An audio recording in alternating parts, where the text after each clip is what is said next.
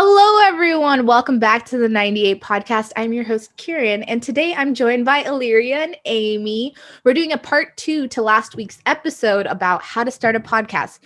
Today's episode, we're going to be talking about how each of us contribute to the podcast and how our teamwork works. So for more information on today's topic, follow us on Instagram at 98.podcast and visit our website and check out our LinkedIn. We have a cool blog about how you can start your podcast written by Illyria, so please check that out. Welcome to the show, ladies. Hi.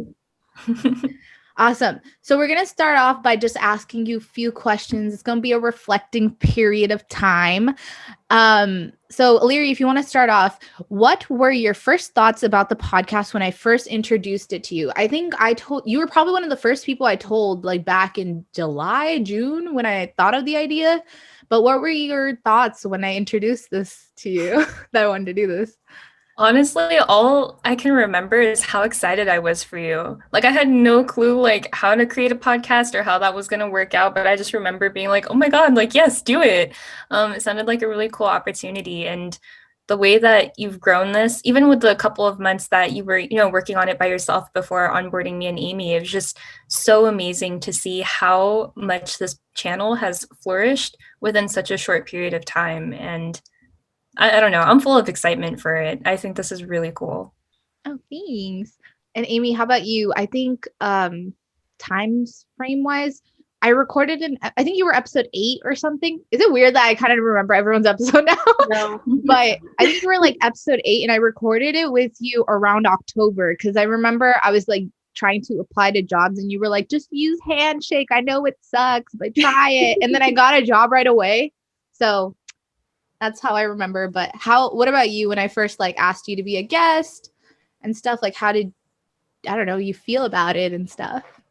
Yeah, no, I think I felt about the same as Illyria. Like I was also super excited because it was just something completely new and something that, would keep you going during a pandemic.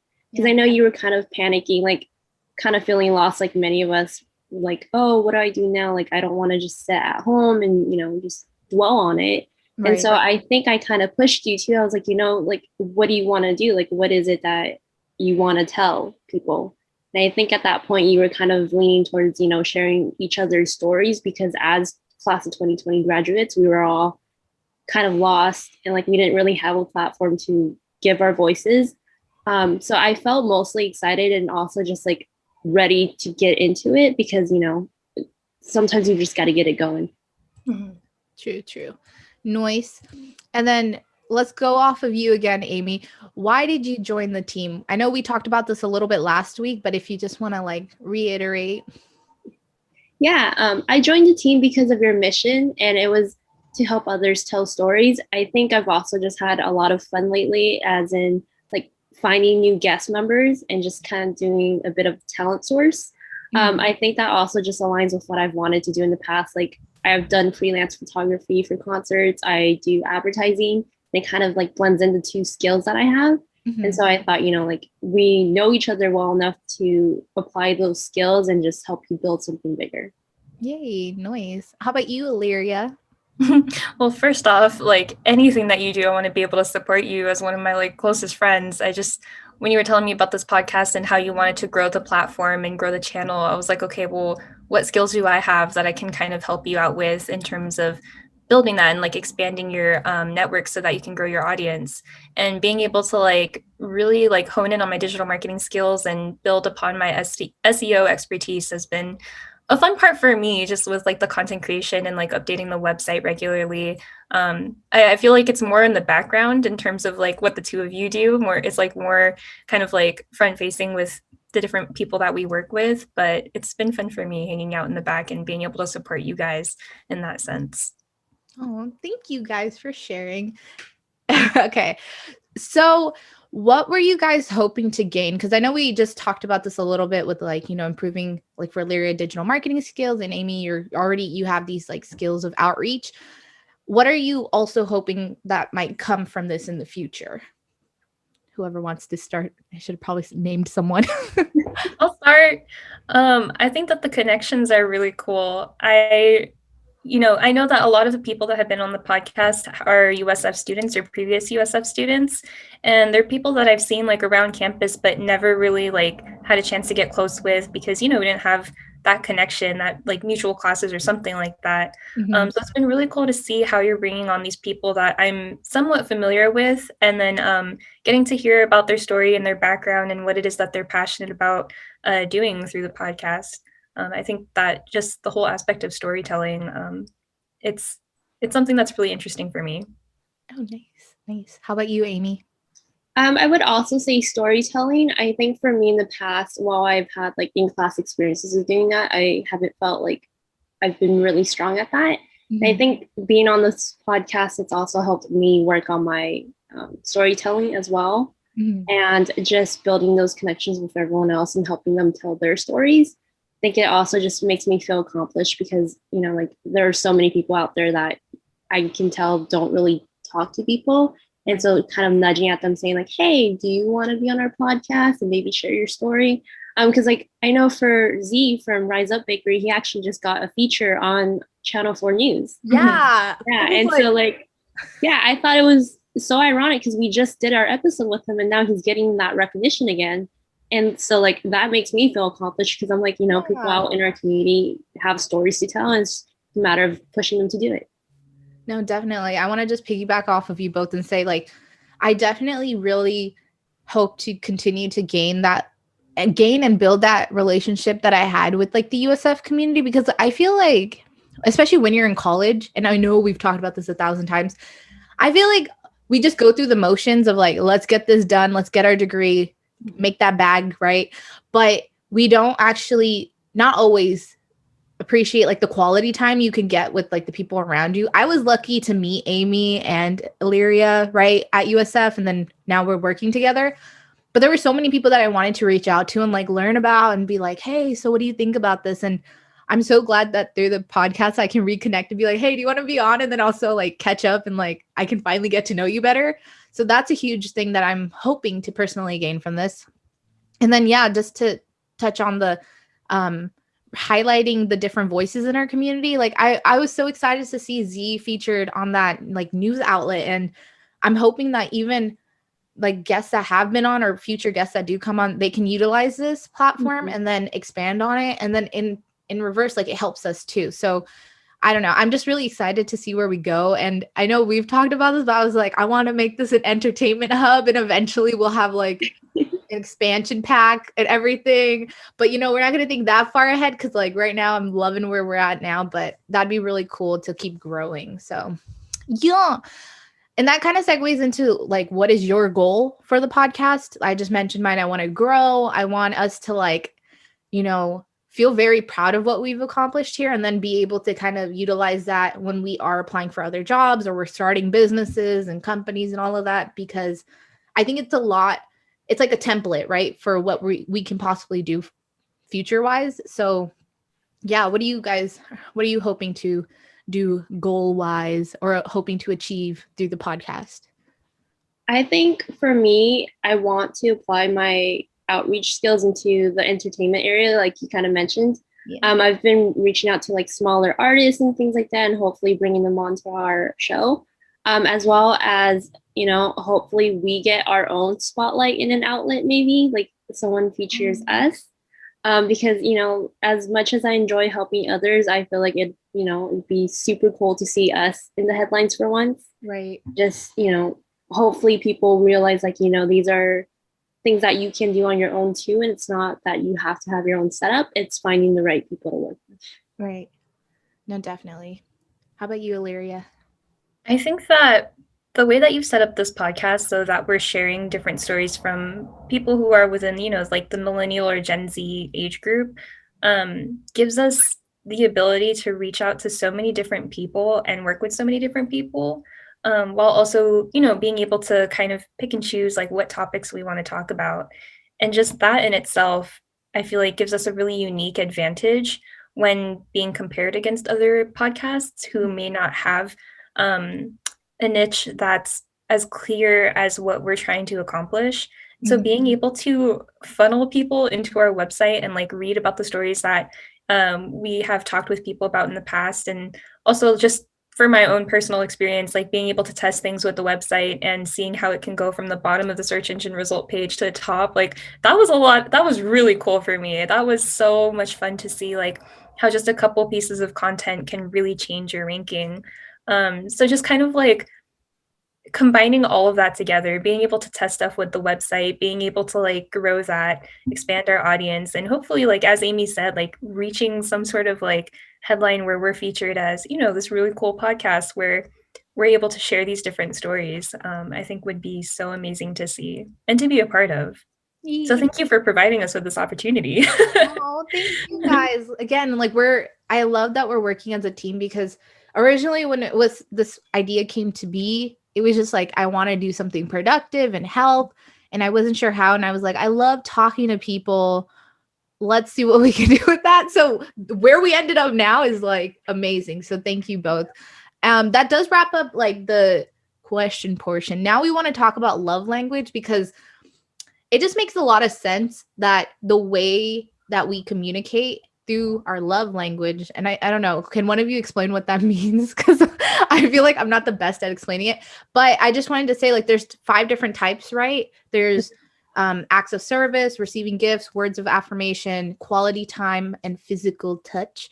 And depending on how you feel appreciated by someone, it might change, right? Also, depending on who's actually like engaging with you in that, because I don't know if I want a physical touch from a random person that I'm working with.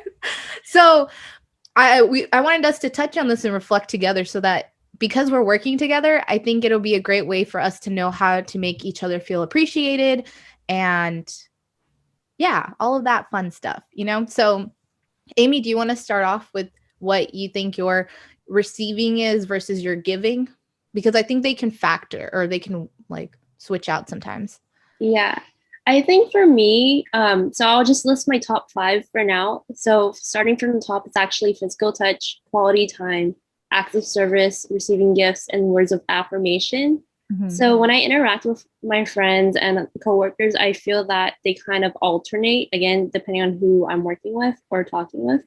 I feel that quality time and acts of service, they're the top 2 in those settings, because I feel that because I strive on helping people, those 2 things stick out the most and show my appreciation in the best way possible. Right. In terms of receiving, I would say it's words of affirmation. I've noticed lately, like when friends tell me, like, you know, I hear you on this, or like affirming my boundaries, basically, it makes me feel a lot more reassured and not as insecure. Right. Because I've had times where like I'll overthink things and say like, oh, are you sure this is okay to put out there, and things like that. So I think love languages definitely help in understanding like your boundaries and just like how to best approach you as a person. Yeah, definitely. That makes sense. Alira, do you want to go next? Sure, yeah. My top love language that I got was quality time at 33%, and then physical touch, words of affirmation, acts of service, and receiving gifts at 3%, which was kind of surprising, but at the same time, not really. I think in the workplace, I don't know how I feel about quality time and like how that shows up in the workplace for me. I think that words of affirmation is probably my like top thing when it comes to working with you guys, and just in general, like I feel like I crave feedback, like especially with the other work that I do, we get weekly feedback from our students, and that's always the first thing I go to with the new week is like I want to see what people are saying, because I myself want to know how to like best improve upon what I'm doing to make everything better for everyone else, make it more efficient. Right. And I feel like that translates well into the work that we do. You know, just like writing content, sending that to you guys and be like, can you check it, please? Make sure that everything is okay before I post it. I feel like that has come into play a lot more in the workplace for me versus like quality time and physical touch. It's like, if I don't know you, don't touch me. So, yeah. In terms of like giving, I feel like acts of service and like gifts, giving gifts, those are like how I show my love. I feel like I don't know, like I feel like I have to do something for people in order to like show my love in that sense. but they're the last two on my list, so that was kind of surprising. It might be a reverse situation where it's like what you give is your last few. I don't know. But I am kind of similar to you guys. So my top one was quality time. And I know that for a fact because I don't really gifts is the last thing that I need. It's nice to have that because it's like a memento or it could be like food or something, but I really appreciate like the quality of spending time with someone. And then my second was acts of service. Like if someone goes out of their way to do something for me, I'm just like, stop. You like, oh my gosh, right? So that's my second thing. And then words of affirmation were my third because I don't know if I should say this, but I feel like growing up in my family, I didn't really get that as much as I feel like that's probably like an Asian family thing of like, I don't want to put that out on the world, but like for my family, like getting straight A's or getting good grades, it was just like a given. It wasn't like bare minimum. Yeah, it wasn't like good job, you did it. Mm-hmm. So I never really got that as a kid. Ooh, trauma. But now when I do get it, I'm like, you appreciate this thing I did, or you think I'm smart, or you think this, so I really like that. And then what's the other one? Physical touch. I don't know, probably receiving gifts is higher than physical touch. I'm not I love hugging and stuff, but I don't think I feel like that tells me that you care about me. I feel like that's just a greeting at times, right? But I guess like physical touch could be other things, but yeah, that's kind of my ranking. And in terms of like giving it to people, I try to do quality time and acts of service, and then gifts is my next one. Physical touch, I guess, if I got to. and then words of affirmation. I think like the last three, they're kind of jumbled up, but I definitely still focus on quality of time because that's what I value. But then I don't know if that's what people value all the time. So maybe they just want like a gift. I don't know. I need to improve. So yeah, that's that. Is there anything else you guys wanted to touch on about this topic before moving on? Cool. Okay. So the next thing we wanted to talk about was the Myers-Briggs test, and in particular, the 16 personalities. I know this isn't as accurate as like, any of the other ones either, but I think it has cute little cartoons and I really appreciate their little descriptions, and it helps you kind of reflect too. So each of us already did the quiz. I highly recommend if you want to take it with your friends, family. I think it just helps with communication because it tells you a lot of conflict resolution types of things. And I don't know, it just gives you a lot of insight. What did you guys get? Let's start with Amy. What is your little cute character? So mine is called the Council. So that's ESFJT. I don't remember what the acronym stands for right away. But basically, I've realized for the last 4 years, I've gotten the same personality, and like it hasn't changed at all. And so that's not necessarily a bad thing, but it surprises me kind of because from year to year, I feel like there's some growth or something that's changed, and I feel like, oh, that'll alter the personality, but it actually hasn't. So a little bit about the Council is they're known to be attentive and people focused. They enjoy talking to people and taking part in their communities. And I think that's a rather accurate description of who I am as a person, especially with being on this podcast, because it reflects on, me wanting to help others in my community and give back. Yeah, I can see that. I see that. Anything else that you wanted to share about your personality? I think it has also just helped me figure out like what jobs are best for me. While it's not like 100% accurate, it gives me a good insight as to like conflict resolutions, how to be approached sometimes, or just like some boundaries that have lined up with my personality. I think it's a useful tool to have when you're trying to work in a new environment or you have new friends. Just because like you get a better approach of how to talk to each other, and you can kind of have a better understanding of why someone might be acting the way they are. I see. Yeah, no, it was interesting because like I just wanted to see what your little character looks like. It's so cute. It's like a little baker guy with an umbrella and a book. It's good to know, just because like I think especially sharing this when you're working with a team, it helps utilize everyone's strengths the best way possible, because there's definitely things that you mentioned, like what did you just say about the strengths where I here, hold on, I'm just pulling yours up real quick while I'm looking at it. Yeah, I think the last part of what Amy said is really important, with like knowing your personality type and how that translates into working on a team. Because just as a society, I feel like a lot of people, you go into the workplace and there's certain things that are expected of you, to be able to accomplish the things in the ways that are necessary for the company or whoever it is, whatever it is that you're doing. Right. Recognizing that not everyone is the same, not everyone is built to like talk to people for 8 hours straight. Like that is such an important thing, because you're right, like as Kieran said, to be able to recognize the strengths of each person and utilizing that to the best of your ability, will take you far. Yeah, definitely. And then Illyria, do you want to talk a little bit about your personality? Sure. Yeah, I got INFJ. It's the advocate. I was kind of surprised when I got that. I've taken this test twice before and I got pretty much the same thing. They were all like ISFP/J. But this one is only a little bit different. I'm not surprised that I got introverted again. Nothing wrong with that. Yeah, you're right. That makes sense too. What are you talking? What? That makes sense compared to like what we've talked about in the past, where you like the energy, like where does the energy come from? That's why I wrote in our like document, I was like, Kieran knows, like she knows, just like after years of knowing how there are times when I feel so drained after spending time with people that I'm like, no one talked to me for 3 days. Like I need to take a break. I need to like vibe out by myself in my room, got the mood lights, got my music blasting, playing my games, whatever.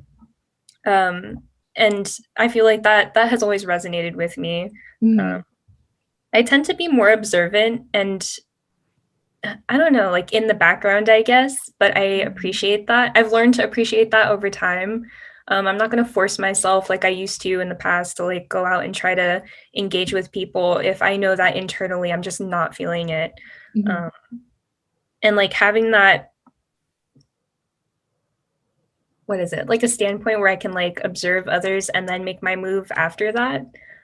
Especially like in the workplace, I feel like taking a step back and being able to look at things from a higher perspective, like has helped me be more detail oriented in a sense. And I didn't really read through all the details of what this character has, but from like an overview, I think a lot of it had resonated with me in that sense. Yeah, no, sorry. I was just scrolling through your little character. It's like a wise wizard with a beard look like, right? Is it that one? Yeah. Yeah. And it's so cute because, or besides the character being cute, I scrolled down to see the weaknesses and it says prone to burn out. So it was just funny that you mentioned that and you're like, yep, that's me. So that's how you went straight to the weaknesses, Kieran. Sorry, you have against me? I like it says you're insightful, which helps because like you're our SEO manager. We need them insights, yo. And I forgot to touch on one of the things that Amy's strength was, where it was like good at outreach. I was just like, dang, we just talked about this. How did it know? So yeah, no, not just the weaknesses to highlight, but just the overall strengths, because that's not like, those are two things that maybe I'm not the best at. So having you guys on the team and having that be your strengths is super helpful. So alrighty. Okay. So my character is the ENFJ/A/T. I don't know what the difference is, but it's called the protagonist. And I actually, like Amy, I've never changed. Like, I think I took this my freshman year of college and then I took it recently again, and still the same thing. Person is warm, forthright types, love helping people. They tend to have strong ideas and values.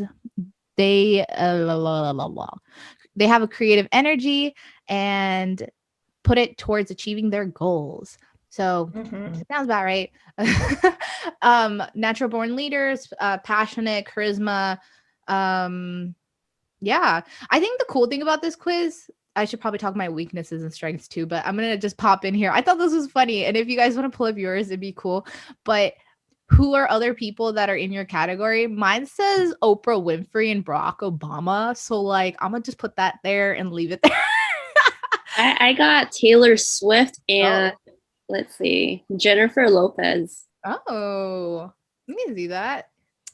Marie Kondo. Cool. Lady Gaga. Hell yeah. That's really cool actually. But yeah, and then some of my skills, what the heck? Sorry, I'm like trying to load my website too at the same time. But yeah, I think the like natural leader thing happens in charisma. It's kind of like an on-off switch for me. There's times when I can't, but then there's times when things are so awkward where I'm just like, hey, what's up? What's up? And I can just really dive into that, which my mom pointed it out a couple years ago where she was like, I love how you can act like this, you know? And I was like, oh, I didn't know. It says we're too sensitive, my types, we're too selfless, struggle to make tough decisions. Yeah, I can see that. I can see that. But yeah, I just wanted to see us like chat about this a little bit because it kind of helps. Oh, they have a romantic relationships one. Oh, I gotta bookmark that for later. Oh, hey, there's a friendships portion. Who do we get along with? Who am I getting along with? Sorry, I'm just like, I have purples. I was reading through my friendships tab and oh my goodness, like I resonated with 99% of what they were saying. And I've been like talking about this recently too with a couple of my friends. And like, just for as long as I can remember, I've never had like a friend group where all of us are connected through like the same organization or like institution that's bigger than probably 2 or 3. I have always, for as long as I can remember, worked on my relationships one-on-one because I really deeply value having that like a deep relationship with someone and really working to like get to know who that person is and what makes them tick rather than having like a bunch of people where it's all kind of at surface level. Not saying that you can't like dive deeper into your friendships, like if you do have more than, a handful of friends, but just like for myself, I've always really appreciated being able to have that love languages, that quality time, like one-on-one, working with that person to really develop our relationship. Yeah. No, I was just reading mine too, and it says like there's highs and lows when it comes to protagonists because it says like we have a lot of friends, and so sometimes it's hard to keep that connection with everyone to the same level. So sometimes due to laziness and inattentiveness, some friends may feel overvalued and some may feel undervalued. So I'm sorry, that's just my personality type. If any of my friends are listening, I swear I don't do it on purpose. I love you all though. But that's just interesting because like I try to evenly spread out my time with all of my friends. I do have deep relationships obviously with some people, right? But that's really interesting because I'm always like, let's merge into a huge friend group. Let's do it. Huge family. Oh my gosh. That makes sense. Anyways, Amy, did you want to touch on that? I don't know if you saw yours. I was looking at mine right now, and what I'm reading is councils are very social personality types, and they seek large circles of friends and proving themselves more than willing to spend the time and energy necessary to maintain these relationships. I feel like looking at this and just like how I've grown as a person too, like in the past, this was an accurate depiction, but I've noticed lately, like I've been more of quality than quantity.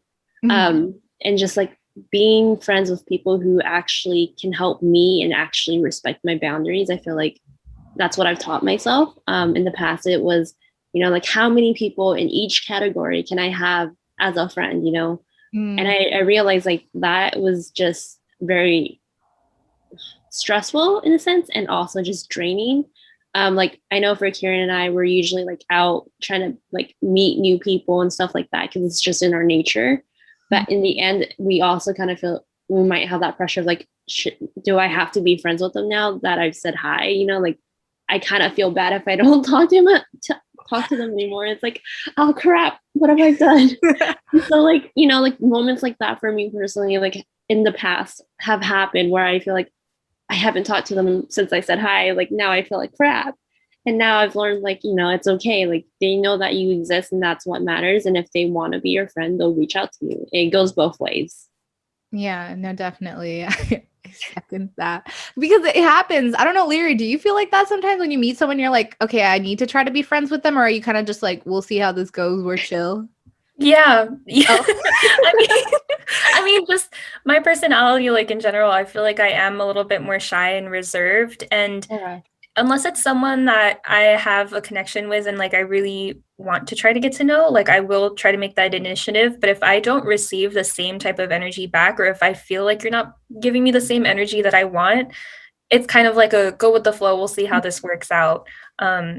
Because I don't want to put myself out there and then find out that, it's not going to work out. I know it's a lot deeper than that, but right. No, that makes sense.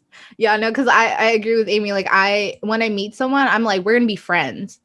Like of course that's not gonna really happen, but it's just like the mindset I have of like, I need to be on my best behavior, no swearing, no being too much right now. You don't want to put off the wrong impression. But I don't know. I think that's like also very toxic to go in with because not everyone's gonna be your friend. And then this is why I can't maintain those connections all the time, is because there's too many of them now. Oh man. Yeah, that's great. And then there's one last one that I thought we could maybe look over together. It's the workplace habits. It's a little slides down, but yeah, for mine, it just says as oh my God, I can't tell. Subordinates, protagonists underestimate themselves. We're quick learners, multitaskers, but when it comes to delegation of tasks, we can be it can be hard for us to trust people. We like to do things quickly on our own, but working in a team, highly suggested. So that's kind of nice. But that was actually kind of true. Like when you guys joined too, I was like, I don't know if I should give you this to do or should you do this? Like, it's not like I know you're not going to get it done, but it's more like I could probably just get it done. Why should I like bother you guys with it? So anyways, we tend to be managers or team leaders. That's the other stuff that it mentions, but do one of you want to share yours, or feel free to read over it first? Because I just like, this is too accurate. It kind of gets a little scary. I'll start with like the top and then I'll touch base on the colleagues portion. So mine says consuls have clear tendencies that show through regardless of their position. People with the consul personality type thrive on social order and harmony and use their warmth and social intelligence to make sure that each person knows their responsibilities and is able to get things done.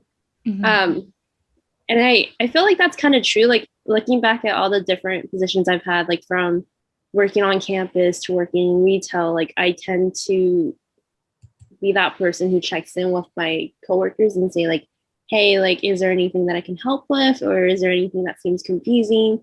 Because I guess for me, like, I've always just thought of it as like, we're here as a team. Like, I don't want someone falling behind because they didn't get to ask that question. Right. And then on the colleagues section, it says, teamwork is a concept that consuls have no trouble putting into practice. Ironic. Often seeking friends at work, people of this personality type are almost always willing to lend a hand when and where it's needed. So that basically just affirms what I said.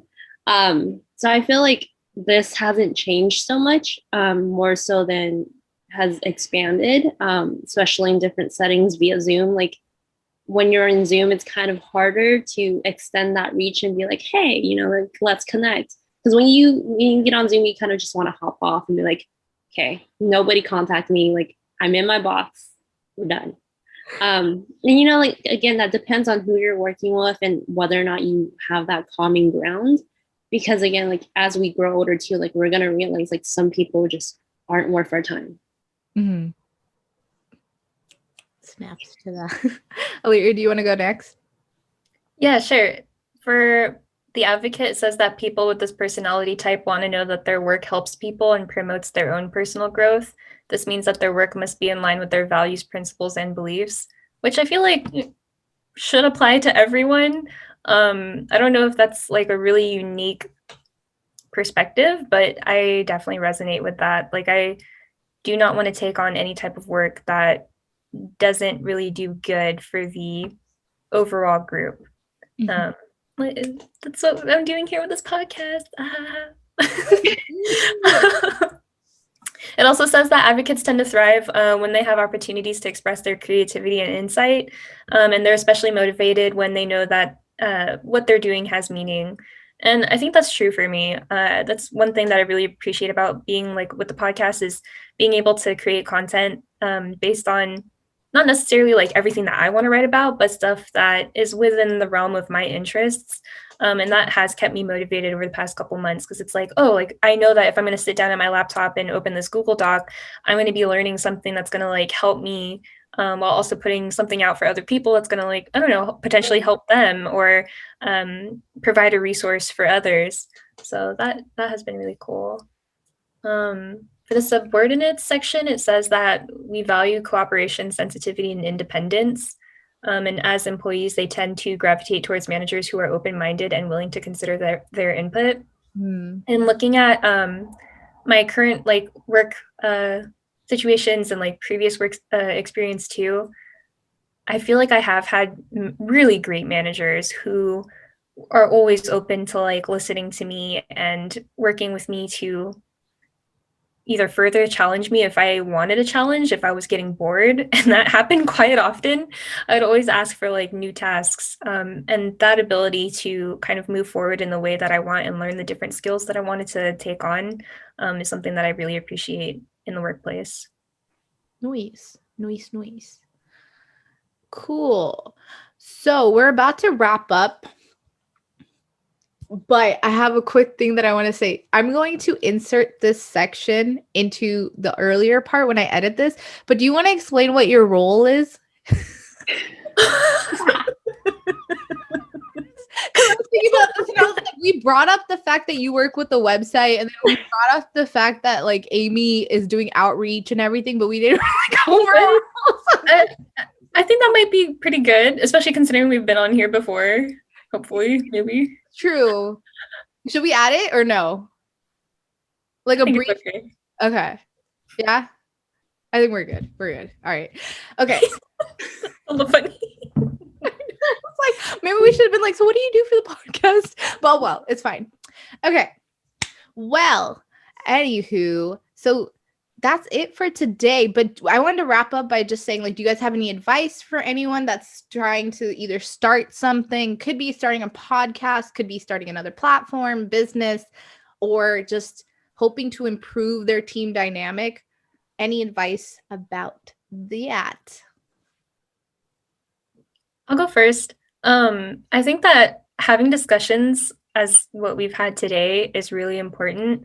If you haven't had that already with your team members or people who you're looking to work with, just really like understanding who they are as a person, what makes them tick, is something that I appreciate when I'm working with other people, and knowing that I can be open about anything that's like, potentially bothering me that we could improve upon.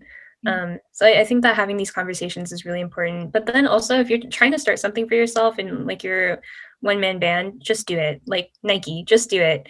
The whole like thought process, I feel, is daunting sometimes, and it can be really overwhelming to just have all these thoughts like stored inside your head, like you're planning to do it, but you haven't actually like taken the initiative to put it into the works.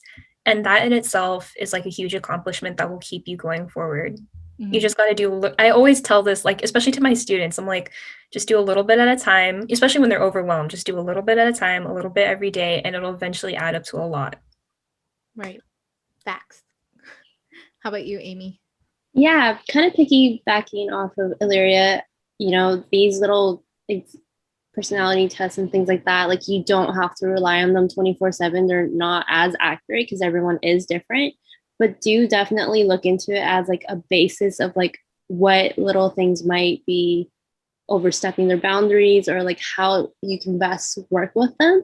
Because I feel that while we may not talk about it as much, it does, show that you're being mindful of approaching them and kind of working with them. Because when you're put into a new team, you don't know what to expect. You're usually panicking or you're overwhelmed already. So like if someone makes that extra effort of like trying to figure out like, hey, what is it that makes you tick? What can I do to not stress you out? I feel like you're going to have a better setup for your team and be more comfortable with reaching out to each other if you have things to talk about. Awesome. Yes, 100% agree with that. And my thing is just, again, like whether you're looking at these personality tests to figure out people's strengths and weaknesses, definitely have that conversation when you're working in a team of like, what do you bring to the table? Not as like a, oh, I can bring it better kind of thing, but like, I know for a fact that I write at sucking. Oh, I suck at writing. I suck at talking too sometimes. There you go. But I suck at writing. And I know Illyria and Amy, they are the ones that are always like pushing out these blogs, right? But that wouldn't have happened. Like I would have had to like awkwardly figure it out myself if I didn't explain myself and be like, hey, I'm not the best at this. Can you help? And even like if I do write a blog or if I write an email, because I know that about myself, I'll always get it proof checked before submitting or like sending it out, So things like that, I think it's really important to just really reflect and get to know what type of person you are. That doesn't mean you shouldn't improve. You can't just be like, oh, I can't do this, so I'm just going to make the other person do it. No, you should try to improve, but like definitely delegate tasks so that you're utilizing everyone's strengths, right? And my other thing is, just make sure to maintain consistent communication. We have a Discord chat that we use actively to remind ourselves of things, and then also have a day or two where you just chill and relax and then hang out or something, virtually or in person, probably virtually because of COVID right now. But it was really great to be able to hang out with Amy and Illyria and get to know them deeply, right? Where we didn't have to talk about the podcast. We could just hang out and do us. So I would highly recommend that too. Balancing work and life. But anyways, so that's it for today's episode. Thank you for joining us. Thank you, Illyria and Amy, for being on today. For more information about the 98 podcast, please check out our amazing website managed by Illyria, or check out our LinkedIn. Connect with our guests professionally. That is run by Amy. I don't know why I'm doing this. Like you're not on this side of me. And then check out our Instagram. Check out our Instagram. It's super fun. We have a lot of content on there. Connect, like, engage. And until next time, bye-bye.